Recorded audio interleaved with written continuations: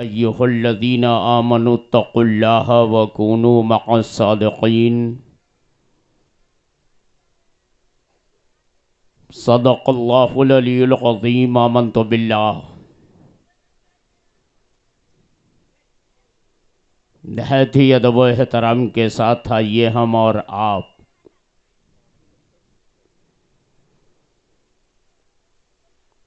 गुंबदे खज़रा की हसीन जालियों को निगाहों में बसा कर भीख देने वाले दाता व आका मदनी ताजदार 18,000 आलम के मालिक व मुख्तार, हम गरीबों के गम गुसार सैयद अबरार अखियार आक़ाई नामदार, गुलशन हस्ती की अव्वलीन फसल बहार, हुज़ूर अहमद मुजतबा मोहम्मद मुस्तफ़ा सल्लल्लाहु ताला अलैहि वसल्लम की बारगाह गोहरबार में नजराना दुरूदो सलाम अर्ज़ करने की सआदतें हासिल करते हुए बावाज़े बुलंद पढ़ लें।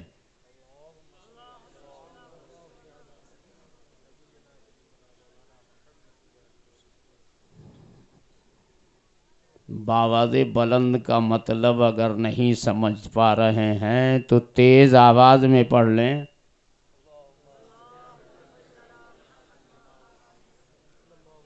सल्लल्लाहु अलैहि व आलिही सल्लल्लाहु अलैहि वसल्लम। सलातों व सलामन अलैका या रसूल अल्लाह सल्लल्लाहु ताला अलैहि वसल्लम। एक मर्तबा और ज़ोरदार आवाज़ में पढ़ें। अल्लाहु रब्बु मुहम्मदिन सल्लल्लाहु अलैहि वसल्लम नहनु इबादु मुहम्मदिन सल्लल्लाहु अलैहि वसल्लम व अला ज़वीही व आलिही अबदद दुहूरी व कर्रमा वालिही व बारिक वसल्लिम। सलातों व सलामन अलैका या रसूल अल्लाह। आला हज़रत अज़ीमुल बरकत मुजद्दिद आज़म दीन व मिल्लत इमाम अहले सुन्नत इमाम अहमद रज़ा ख़ान अलैहि रहमत व रिदवान बारगाह रिसालत में रकम तराज हैं कि अहले सिरात रूह अमी को ख़बर करें। अहले सिरात रूह अमी को ख़बर करें। जाती है उम्मते नबवी फ़र्श पर करें। जाती है उम्मते नबवी फ़र्श पर करें। और इन फितनहाए हश्र से कह दो हज़र करें। इन फितनहाए हश्र से कह दो हज़र करें। अरे नाजों के पाले आते हैं रह से गुज़र करें। नाजों के पाले आते हैं रह से गुज़र करें। और या रसूल अल्लाह अलैहिस्सलातु वस्सलाम बद हैं तो आपके हैं। समझ में आ रहा है? बद हैं, बद के माने समझते हैं? बद माने वो बदना नहीं है कि कुछ कहो तो बदलो। बोलो बदते हैं ना। यहाँ बद से मुराद वो नहीं है। बद से मतलब है गुनहगार होना, इशियां से आर होना, गुनाहों के दलदल में लथपथ होना। झूठ बोला गुनाह किया। बोलो किसी की माँ बहन बेटी पे नज़र रखी गुनाह किया। किसी की गीबत की गुनाह किया। किसी की चोरी की गुनाह किया। किसी का माल गसब किया गुनाह किया। बोलो होता है? किसी को नाजायज सताया गुनाह किया, किसी को मारा गुनाह किया, ये सारे गुनाह जब एक जगह जमा हो जाते हैं तो आदमी के लिए वो बद बन जाते हैं, बुराई बन जाती है। आला हजरत फरमाते हैं, या रसूल अल्लाह, बद हैं तो आपके हैं, भले हैं तो आपके, बद हैं तो आपके हैं, भले हैं तो आपके। अरे टुकड़ों से तो यहां के पले, रुख किधर करें? टुकड़ों से तो यहां के पले, रुख किधर करें? और जालों पे जाल पड़ गए। आप तो शायद यही एक साउंड हमारे लिए छोड़ रखे हैं और ये हमारी जान और ले लेगा। हमें आज ही की रात में नहीं बोलना है। सारा मामला साउंड का चौपट कर दिया आपने। एक साउंड आपका बोल रहा है। हजरात, बहुत तवज्जो से आप मेरी गुफ्तगू को सुनेंगे। आज मैं मजा देने नहीं आया हूं, आपका मजा लेके जाने के लिए आया हूं। आप उस वक्त मजे में रहेंगे जब मेरी गुफ्तगू को सुनकर आप उस पर अमल पैरा होने की कोशिश करेंगे, तो आप भी मजे में रहेंगे, हम भी मजे में रहेंगे। आपका जीवन मजे में कटेगा, हमारा जीवन भी मजे में कटेगा। आपकी कब्र मजे में रहेगी, हमारी भी कब्र मजे में रहेगी। आपका मैदाने महशर मजे में गुजरेगा, हमारा भी मैदाने महशर मजे में गुजरेगा। और ये मजा कहीं दुनिया की सजा ना बन जाए।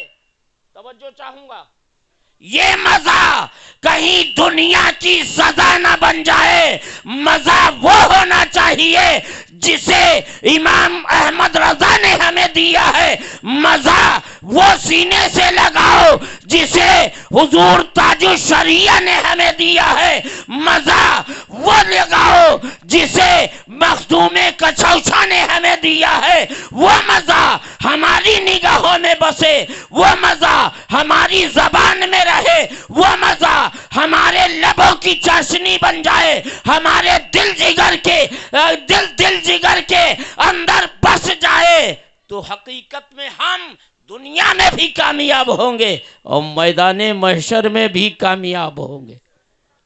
बोलो बोलो, आज मजा चाहते हैं आप? हजरत अशहद रजा ने बड़ा प्यारा कलाम पढ़ते हैं, ये महफिल को झुमा देते हैं ये, लेकिन ये मजे के लिए नहीं पढ़ते, ये मेरे अकीदा और यकीन जानता है। नाते रसूल मजे के लिए नहीं पढ़ी जाती।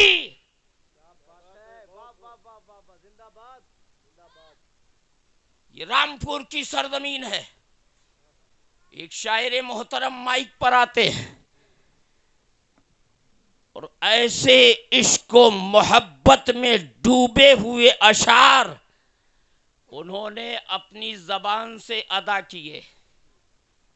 आज ड्रामे का शैदाई हो गया है आदमी।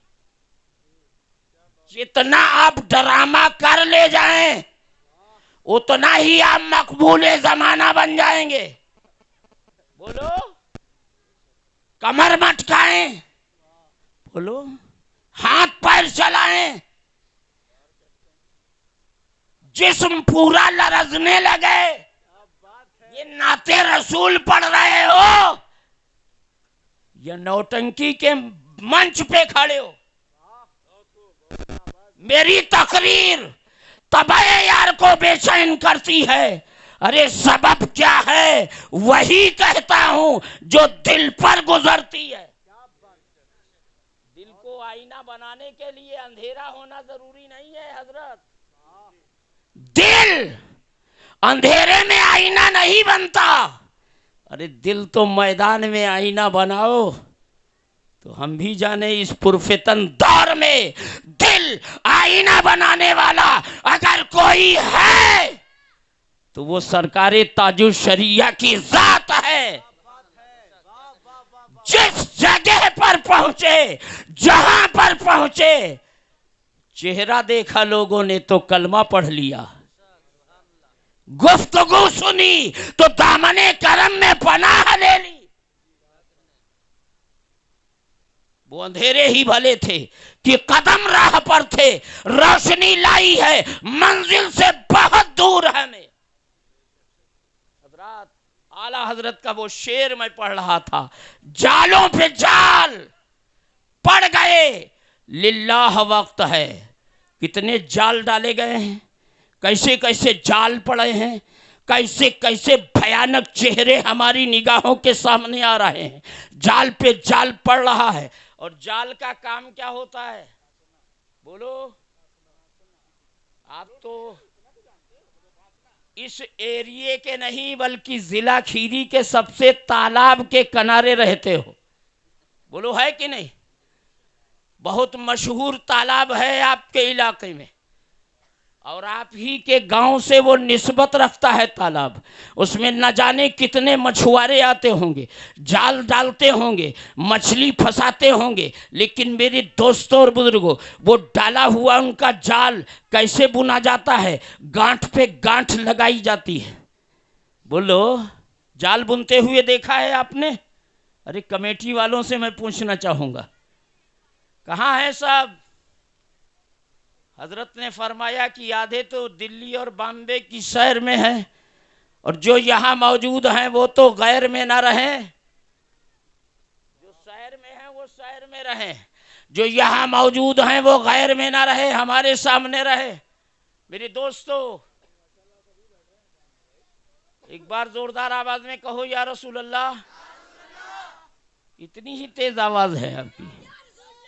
अरे कम से कम रोड पे चलने वाले वाहन ट्रैफिक लगा के खड़े हो जाएं कि आज मोहम्मदाबाद की सरजमीन पर आका के दीवानों ने इमाम जाफर सादिक की याद में बज़्म सजाई है, और वो चीख चीख कर अपने नबी की याद में या रसूल अल्लाह की सदाएं बुलंद करते हैं। या रसूल अल्लाह,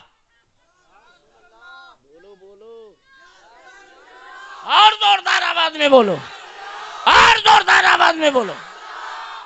रात इमाम जाफर सादिक कौन है? कौन है भैया? इसका कोई फायदा ना रहे आपका। आप हैं, मैं नहीं हूं। और मैं जब ऑपरेटर बना था तो शायद आप पैदा भी ना हुए हों। दुरूद पाक पढ़े, सल्लल्लाहु अलैहि सल्लल्लाहु अलैहि वसल्लम, सलातु व सलामन अलैका या रसूल अल्लाह सल्लल्लाहु ताला अलैहि वसल्लम। एक बार जोरदार आवाज में और कहें या रसूल अल्लाह। अरे हमारी तरफ देखो, वो लाल रुमाल, माशाअल्लाह, और जोरदार आवाज में सुभान अल्लाह सुभान अल्लाह। तो जाल बनाने वाला गांठ पे गांठ लगाता है। कितनी गांठें लगाता है मालूम है आपको? बहुत गांठें लगाता है, बेशुमार गांठें लगाता है। और जब बेशुमार गांठें लगाने के बाद में वो जाल बना के लाता है, मछली पकड़ता है। बोलो, पकड़ता है कि नहीं? और जो बेशुमार गांठें हैं, वो जो बेशुमार गांठें हैं, उन्हीं का नाम 72 है। उन्हीं का नाम 72 है। 72 को तो उंगलियों पर आप गिन सकते हैं। बोलो बोलो, लेकिन जाल को नहीं गिन सकते। उस जाल में न जाने कितनी गांठें हैं, और उन गांठों को अगर आप शरीयत के मुताबिक देखें तो न जाने कितने फिरके वजूद में आ चुके हैं। कोई मौलाई फिरका है, कोई लादीनी फिरका है, कोई अहले हदीस का फिरका है, कोई कादियानी का फिरका है, कोई वहाबी का फिरका है, कोई देवबंदी का फिरका है, कोई दुनिया के तमाम तर बेराह होने वालों का फिरका है। लेकिन आकाई करीम के फरमान के मुताबिक 72 उधर हैं, एक इधर है।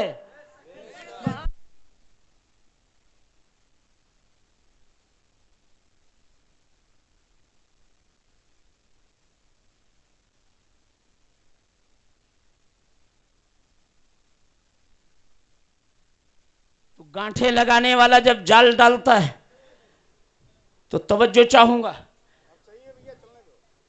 तवज्जो चाहूंगा। गांठ लगाने वाला जाल डालता है, जाल काहे में डालता है? बोलो बोलो, तालाब में डालता है। तो मेरा ये चैलेंज है कि जब तालाब में वो जाल डालेगा तो भूर फंस जाएगी, भूर फंस जाएगी, बाम फंसेगी, बोलो, खजूरा फंसेगा, फंसेगा कि नहीं? अरे जो मछली होगी वो फंसेगी, लेकिन हजरत मैं तवज्जो चाहूंगा, हर मछली फंस सकती है लेकिन पढ़िन नहीं फंसेगी।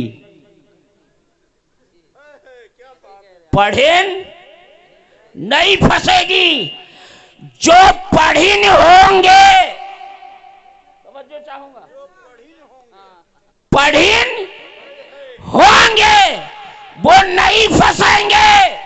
जो अनपढ़ और जाहिल होंगे वो फंसते हुए नजर आएंगे। जिन्होंने पढ़ा होगा वो नहीं फंसेंगे। इसीलिए मारहरा मुतहरा का पैगाम खास है कि आधी रोटी खाओ, बच्चों को पढ़ाओ। सुभान अल्लाह।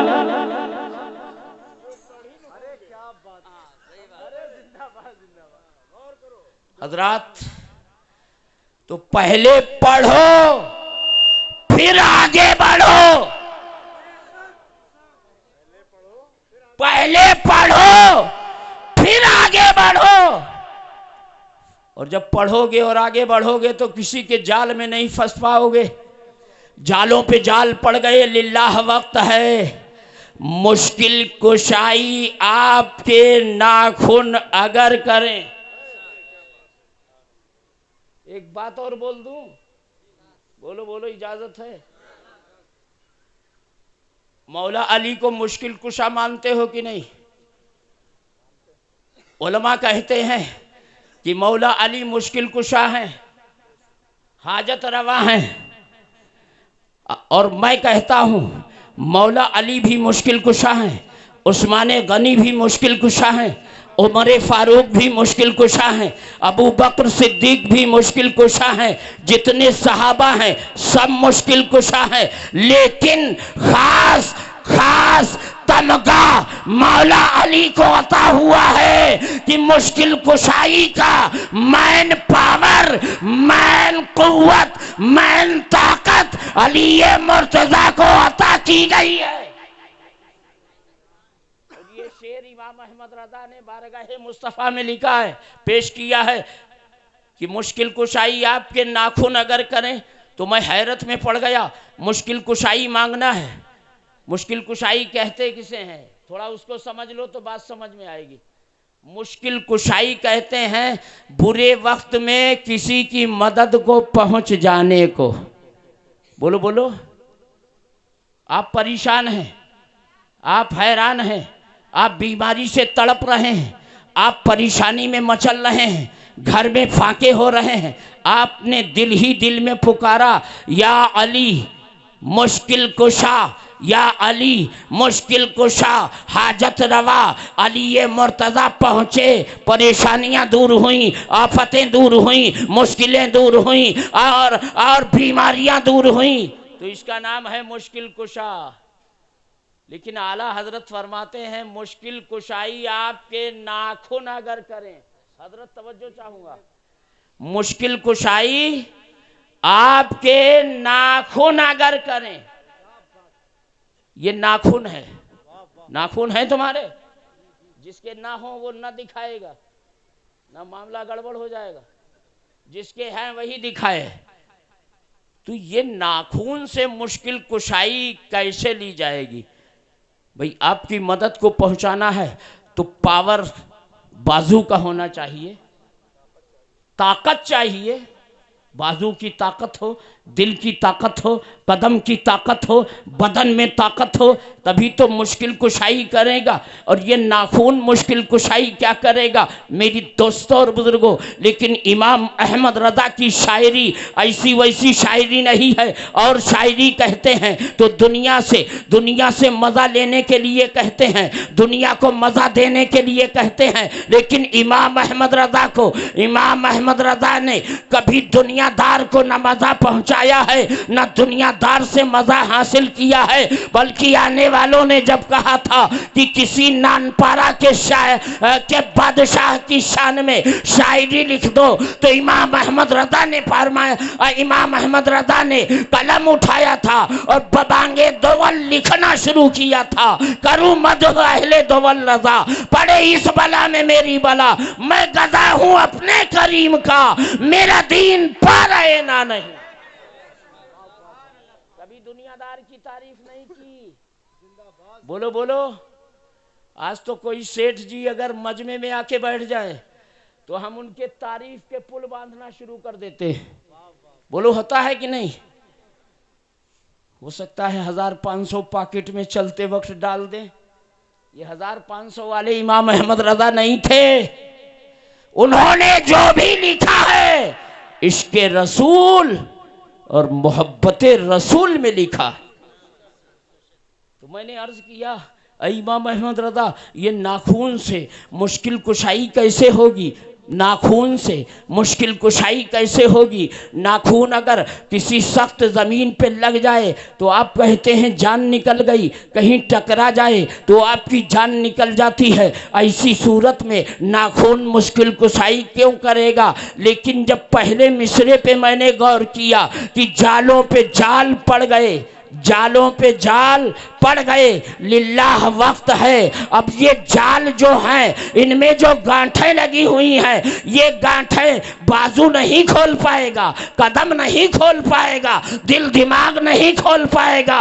अरे इन गांठों को खोलने के लिए नाखून की जरूरत होती है, नाखून की मुश्किल कुशाई इमाम अहमद रज़ा इसलिए ले रहे हैं कि जालों पे जाल पड़ने की जो गांठें हैं वो नाखून ही से खोली जाएंगी, तभी कामयाब हो पाएगा। मेरी दोस्तों और बुजुर्गों, आज कितने जाल पड़े हुए हैं।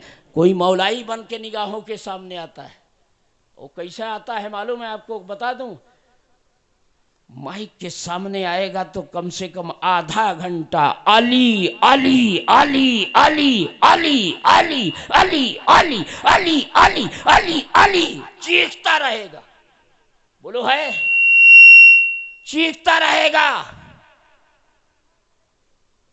तो आपसे मैं पूछना चाहूंगा, खाली अली अली कहने से जन्नत की गली मिल जाएगी?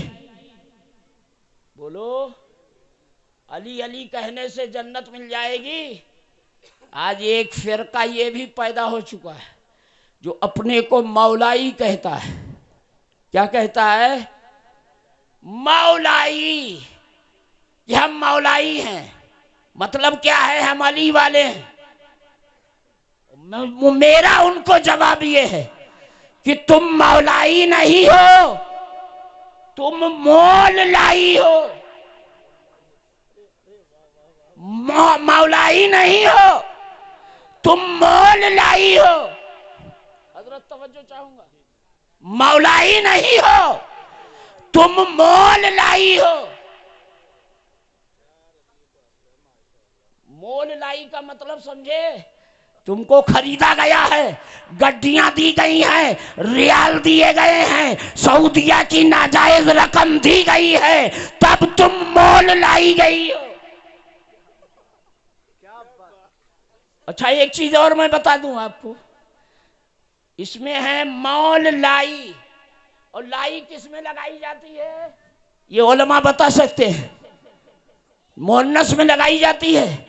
औरत कोई आ रही होगी, औरत कुछ ला रही होगी तो वही यही कहा जाएगा, फला चीज लाई है, फला चीज लाई है।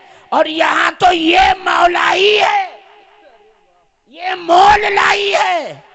तो मेरा जवाब ये है कि ऐ मौलाइयो सुनो, तुम मौलाई नहीं हो। अगर मौलाई होते तो अबू बकर की मोहब्बत से खिलवाड़ ना करते। अगर मौलाई होते तो उमर फारूक की मोहब्बत से खिलवाड़ ना करते। अगर मौलाई होते तो उस्मान गनी की मोहब्बत से खिलवाड़ ना करते। तुम तो मोल लाई हो। मैदान में चूड़ी और साड़ी पहन के आने वाली मोल लाई, और मौलाया होता अगर तो मर्द कहा जाता। बोलो।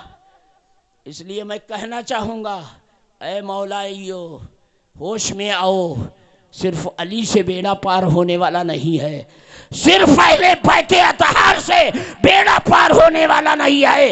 इसलिए कि मौला अली मुश्किल कुशा, हाजत रवा, मस्जिद नबवी के दरवाजे से गुजर फरमा रहे। और वक्त के खलीफा सैयदना अबू बकर सिद्दीक रज़ी अल्लाह ताला अन्हु मस्जिद नबवी के दरवाजे पे तशरीफ फरमा। ऐसे आलम में आप कहीं, मैं कहीं खड़ा हूँ और मोहम्मदाबाद का कोई फ़र्द जो मुझे अच्छी तरीके से जानता हो, फ़र्ज़ कर लीजिए हाफिज़ इरफान साहब जो आपके मुदर्रिस हैं, ख़तीब इमाम हैं, आपकी हर मोड़ पे हम मदद करते हैं, वो गुज़र रहे हों और मैं रोड के किनारे खड़ा हूँ तो और मेरे लबों से मुस्कुराहट आ जाए हाफिज़ जी के चेहरे की तरफ देखकर, तो हाफिज़ जी दिल में दो ख्याल लाएंगे, एक तो मोहब्बत वाला, दूसरा अदावत वाला। अगर नफ़रत होगी तो ये कहेंगे कि देखो ये मुझे देख के मुस्कुरा रहा है, मेरी नफ़रतों को सामने रख के मुस्कुरा रहा है, मुझसे मोहब्बत नहीं करता, मुझसे मोहब्बत नहीं करता इसलिए मुस्कुरा रहा है। मेरी दोस्तों, और जब मोहब्बत होती है कोई मुस्कुराता है तो मोहब्बत करने वाला वो जो है सामने आता है और पूछता है, ऐ फला तू मुझे देख के क्यों मुस्कुरा रहा है? ये मौला अली हैं, रोड से गुज़र कर रहे हैं, जन्नतुल मदीना मुनव्वरा की गली से गुज़र कर रहे हैं और मस्जिद नबवी के दरवाजे पर वक्त के खलीफा अबू बकर सिद्दीक तशरीफ फरमा है। सरकारे अबू बकर सिद्दीक के लबों से मुस्कुराहट नुमाया हुई, लब वाह हुए, मुस्कुराने लगे। ऐसे आलम में जब अबू बकर सिद्दीक मुस्कुराए तो मौला अली ने इरशाद अर्ज किया, ऐ खलीफतुल मुस्लिमीन, मुस्कुराने की वजह क्या है? तवज्जो चाहूँगा, बात समझ में आ रही? मुस्कुराने की वजह क्या है? तो अबू बकर सिद्दीक ने इरशाद जो फरमाया है, कुर्बान जाओ एक बार कह दो सुभान अल्लाह।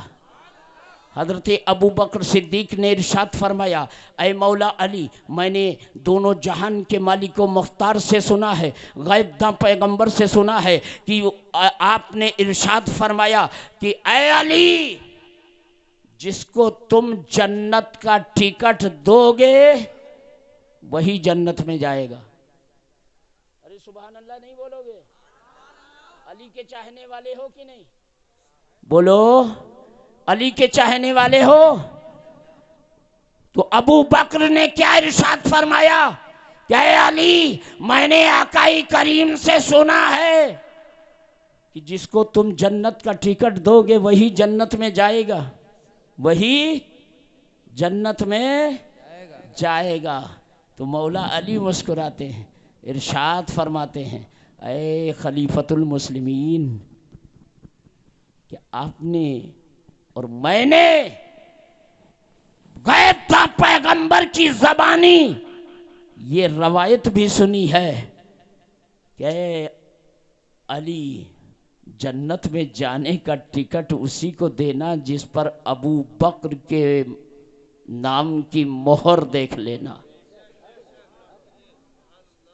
उस टिकट पर जब तक अबू बकर की मोहर न लगे उस वक्त तक जन्नत में जाने का टिकट देना नहीं।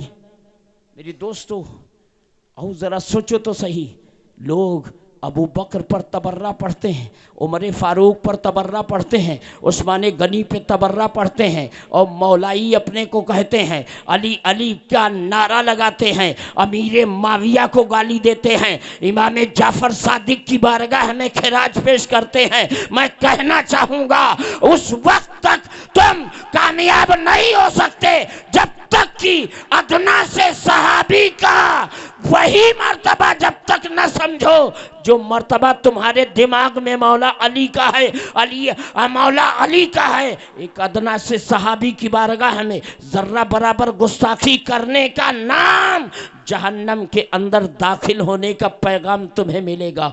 मुसलमानों होश में आओ, कभी ऐसे वैसे जाल में फंस न जाना। इसीलिए मैं कहता हूँ पहले पढ़ो फिर आगे बढ़ो, पहले पढ़ो फिर आगे बढ़ो, वरना न जाने कितने बहरूपिये भेड़ियों के लिबास में जो है न जाने कितने गधे शेर की खाल पहनकर मैदान में आ जाते हैं और उनको आप शेर समझ बैठते हैं। बोलो बोलो, हालात होते हैं कि नहीं।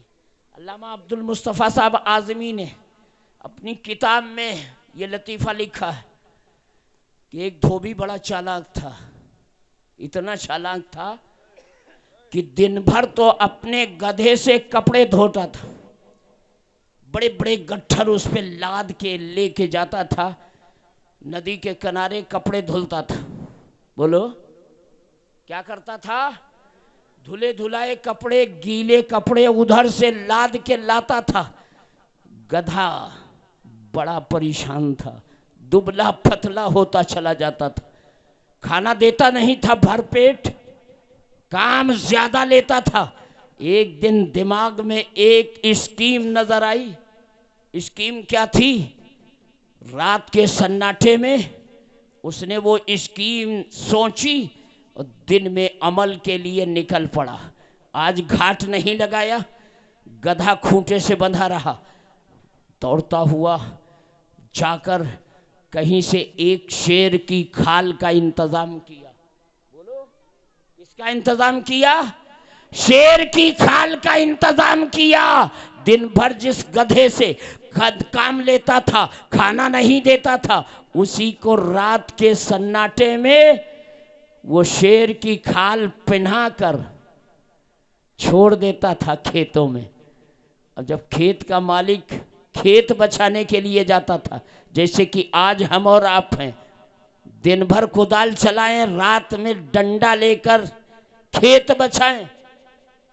उस वक्त इतना ज्यादा जानवर नहीं छूटा था, इक्का दुक्का जानवर हुआ करते थे, कोई बचाने नहीं आता था। लेकिन आलम यह है, शेर की खाल में गधा जब खेत के अंदर घुसता था तो पूरा का पूरा खेत सफा चट कर जाता था, साफ कर देता था। ऐसे आलम में मेरे दोस्त एक दिन किसान नहीं गया, 2 दिन नहीं गया, तीसरे दिन उसने ड्यूटी देनी शुरू की कि मेरा खेत बर्बाद कौन कर रहा है, खेत कौन चर रहा है, खेत की फसल तबाह कौन कर रहा है। और जब टार्च लेके पहुंचा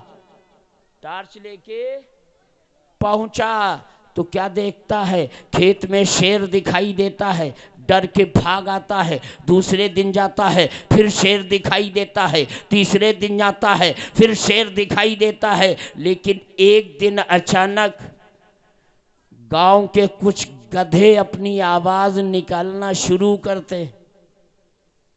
तो गधे के अंदर ये सिफत होती है, जैसे कुत्ता अगर एक जगह भौंके तो उस इलाके के पूरे कुत्ते भौंकना शुरू करते हैं कि नहीं। शेर ने जब वो गधे ने जब गांव में अपनी आवाज बुलंद करनी शुरू की तो इधर मालूम क्या होता है, वो गधा भी आवाज बुलंद करने लगा। वही आवाज जो गधे की मखसूस आवाज है, जब वो निकालने लगा तब किसान जाकर डंडा लेकर उसके ऊपर इतने वार किए हैं कि वो दोबारा उस किसान के खेत का रास्ता भूल गया है। पता क्या चला, कुछ शेर की खाल में ऐसे ऐसे गधे हमारी गली कूचों में आते हुए नजर आ रहे हैं जो हमारे ईमान पर डाका डाल रहे हैं, हमारे अकीदे पे डाका डाल रहे हैं। आला हजरत इमाम अहमद रज़ा इसीलिए तो कहते हैं, सूना जंगल रात अंधेरी छाई बदली काली है, सोने वालों जागते रहियो चोरों की रखवाली है। आंख से काजल साफ चुरा ले या वो चोर बला के हैं, तेरी गठरी ताकी है और तूने नींद निकाली है। सोना पास है सोना बन है, सोना जहर है उठ प्यारे, तू कहता है मीठी नींद है, तेरी मत ही निराली है। हजरात, ज्यादा कुछ ना कहकर जिनके ताल्लुक से ये महफिल रचाई गई है, चंद मिनट वो गुफ्तगू मैं आपके रूबरू रख कर आपसे रुखसत होना चाहूँगा, क्योंकि यहाँ तो हालात ये हैं, दिन में भागना रात में जागना ये डेली का मामूल है। हालात ऐसे होते चले जा रहे हैं। इस उम्र में दिन में भागना और रात में जागना कितना बुरा लगता होगा, कितना भारी पड़ता होगा, आपको मालूम है मेरे दोस्तों। मैं आपसे कहना चाहूँगा, आज आपने किसकी नियाज दिलाई है? जोर से बोलो। अरे खामोश क्यों हो गए भाई? वो लाल रुमाल वाले बड़े खामोशी से बैठे हो। नींद आ रही हो तो थोड़ा एक बार जोरदार नारा लगा दो।